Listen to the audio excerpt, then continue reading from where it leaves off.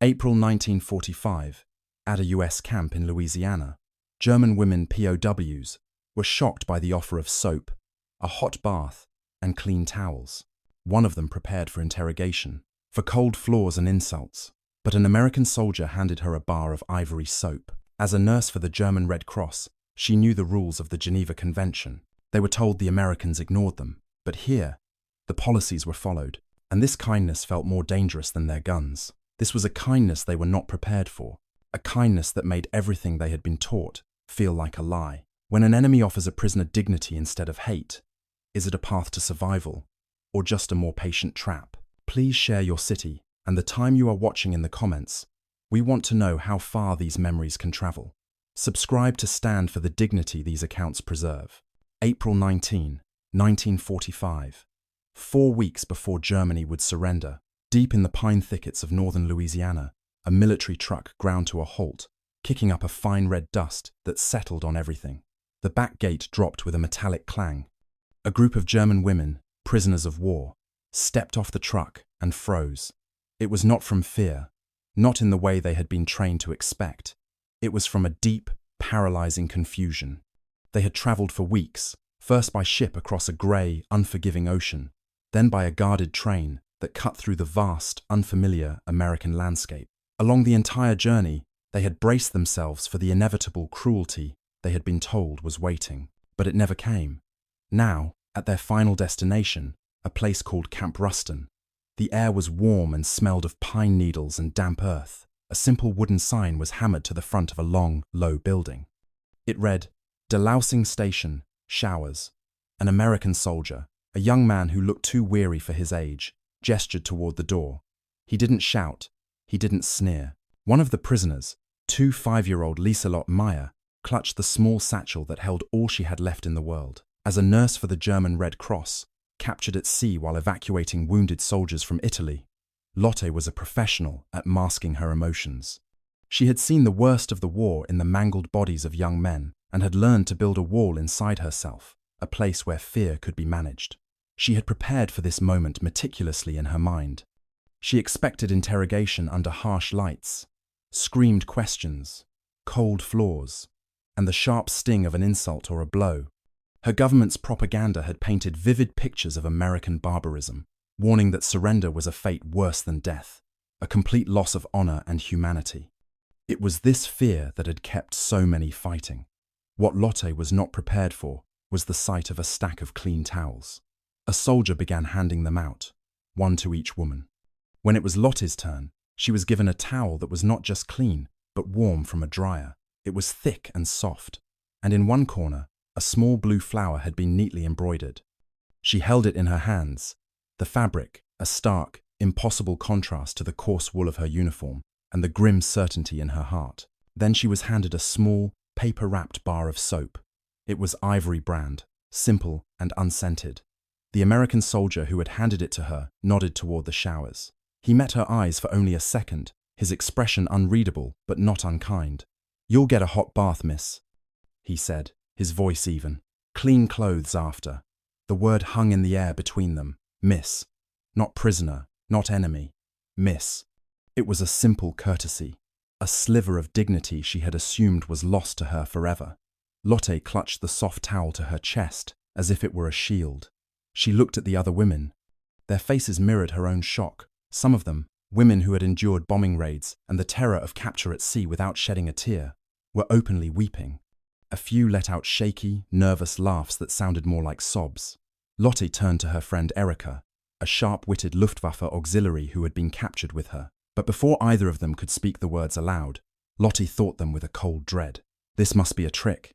It had to be a trick. Everything she had ever been told, every warning broadcast over the radio, every newsreel that flickered in darkened cinemas back home, had promised American brutality. They were meant to be broken, humiliated, used as tools for revenge. They were the enemy, the defeated, and they were supposed to be treated as such. But this felt like something else entirely. It felt like kindness. And that simple, unexpected act of decency frightened Lotte more than the promise of hatred ever could.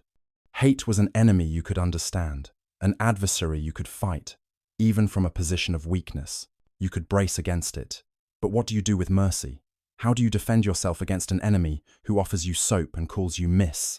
For a moment, Lotte's carefully constructed inner wall began to crumble. A crack appeared in the foundation of her belief, a terrifying thought that could unravel everything. Either all that she had been told was a lie, or this was the beginning of a game, a psychological torment far more sophisticated than simple violence. She didn't know which was worse: to have been lied to by your own country, or to be toyed with by your captors before the real punishment began. One possibility shattered the past, the other erased the future. All she knew for certain, standing there under the Louisiana sun, with a clean towel in her hands, was that the war she thought she understood was over. A new, far more confusing battle had just begun. The kindness was not a trick, it was a policy. Between March and May of 1945, over 200 German women POWs arrived at Camp Ruston, a small piece of a much larger, invisible system. They were nurses, clerks, and telephone operators, non-combatant auxiliaries captured during the chaotic final evacuations in Italy. They were a tiny fraction of the nearly 400,000 Axis prisoners of war held on American soil by the end of the war, and of that number, fewer than 1,000 were women. Their treatment was not left to the whims of individual guards. It was codified, written down in a document known as War Department Circular No. 1, issued in January 1944. This circular mandated that all protections guaranteed by the 1929 Geneva Convention were to be applied to every prisoner, regardless of their sex or nationality. The rules were simple and absolute. Prisoners were to be given clean quarters, medical attention, soap and water for sanitation, and the ability to send and receive mail. Confessions could not be forced, and labor was strictly regulated. These policies weren't just a suggestion, they were an order, documented and enforced. America was not just fighting a war, it was trying to prove something to the world, and perhaps even to itself. But for Lotte Meyer, this adherence to rules was profoundly disarming. As she walked out of the showers, clean for the first time in months, and dressed in a simple khaki work shirt and olive trousers, the world felt tilted on its axis. The guards didn't yell, some even smiled. She found herself whispering to Erica, a constant, low murmur of disbelief. They do not want to kill us. But why are they smiling? That first evening, the women were led into a long wooden mess hall. The air was thick with the smell of food, a scent so rich it felt like a memory. They were served beans, warm cornbread, and stewed apples on plain metal trays. The guards overseeing the meal were men from the 123rd Military Police Escort Guard Company, a unit comprised of both white and black soldiers. One of them, a tall black corporal with a calm, steady presence, handed Lotte her tray and noted her hesitation. He gave her a small nod and said she would want seconds. Lotte looked down at the cornbread. There was a small pat of yellow butter melting into it. Not margarine, not a rationed substitute, but real butter. The Red Cross in Germany had warned them about this. Americans, they were told, would use food to break their prisoners' morale, to make them soft and compliant. But as Lotte took her first bite, the only thing breaking inside her was the raw, aching grip of hunger. This was not a weapon. This was sustenance. The United States had ratified the 1929 Geneva Convention, a promise that nations like Japan and the Soviet Union had not made. As a result, German prisoners in America were often fed better than their Allied counterparts in German camps. This wasn't born from an abundance of compassion, but from a calculated sense of discipline. If America wanted its own captured men to be treated humanely, it had to set the standard. This logic, however, did not always sit well with the American public, or even with some soldiers who had fought overseas. Stories circulated of the enemy being fed steak, while Allied boys ate mud in the frozen forests of the Ardennes. But the orders from the top were clear. Discipline with dignity. No revenge. Life at Camp Ruston began to settle into a strange rhythm. The camp had once held men from the Afrika Korps and German U-boat crews, but now a separate section was cordoned off for the women. Their barracks were simple but clean, with flushing toilets, a luxury that Lotte, assigned to latrine cleaning duty, did not take for granted. After 3 weeks, they were given paper and told they could write home. 1 letter every 10 days. Lotte wrote to her mother in Frankfurt, her words carefully chosen, weighed down by a confusion she could not fully express. "We are not mistreated," she wrote. "We are washed, fed, and given books. I am still afraid. Not of them, but of what this means. The routine was broken by small, unexpected moments of humanity. One night, a guard found a harmonica and began playing a soft, unfamiliar tune. It was the same black corporal who had served her dinner. He saw the women listening and joked, asking if they knew a song called Boogie Woogie Bugle Boy. They didn't, but for the first time in a long time, they laughed. A genuine, shared sound in the quiet Louisiana night. A fragile sense of normalcy began to grow. The guards started referring to them as the ladies. Someone put up a volleyball net. But then, on the 8th of May, 1945, the news came. Germany had surrendered. The war in Europe was over.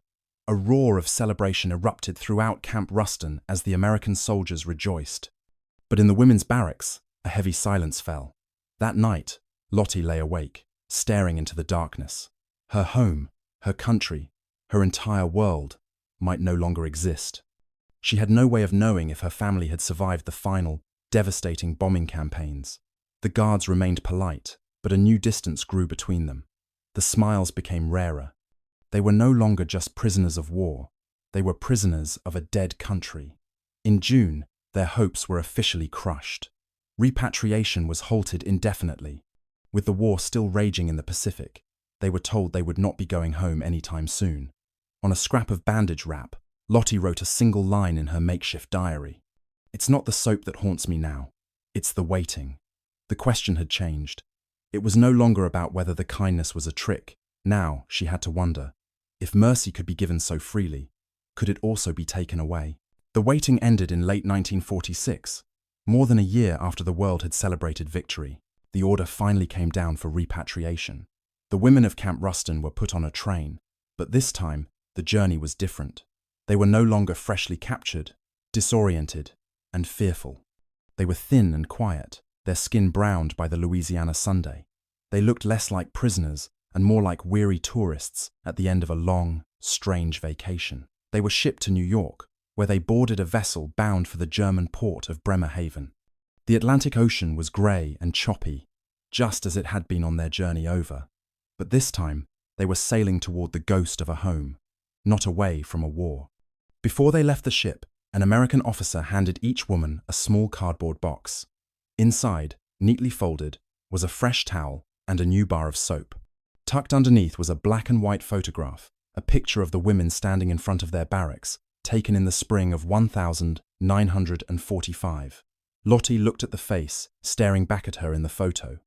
It was her own, yet it felt like a stranger's. And then she began to cry, not from grief or from joy, but from the crushing absurdity of it all. It was the safest year of her life, she would tell her family decades later, and she had spent it as a prisoner of war. Frankfurt was not a city. It was a wound. Mountains of rubble stood where streets and neighborhoods had once been. The air was thick with the chalky dust of pulverized concrete and the lingering scent of old fires. Lottie found the spot where her apartment building used to stand. It had collapsed into a skeletal ruin. For days, she searched through lists of survivors, her hope dwindling with each name she failed to find. But her mother was alive, living with a cousin on the other side of the city. Their reunion was a desperate, tearful embrace in the shell of a bombed-out church. But the relief was tinged with a sad, unavoidable truth. Her mother had never received a single one of her letters. The words Lotte had so carefully chosen, the reassurances she had sent across an ocean, had vanished into a void. She had been safe, but her family had been left to imagine the worst. And soon, Lotte discovered a new, colder form of isolation.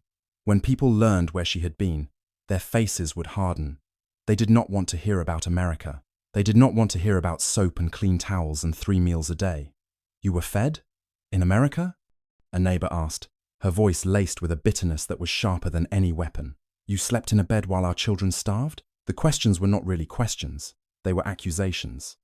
How could she explain the kindness of her captors to people who had survived the firebombing of Dresden, to women who had lost their husbands on the Eastern Front, to those who had endured the true horrors of camps of a very different, unimaginable kind? Her experience did not fit their narrative of suffering. It felt like a betrayal. And so, Lotte stopped talking about the towel. She stopped talking about the polite guards and the butter on the bread.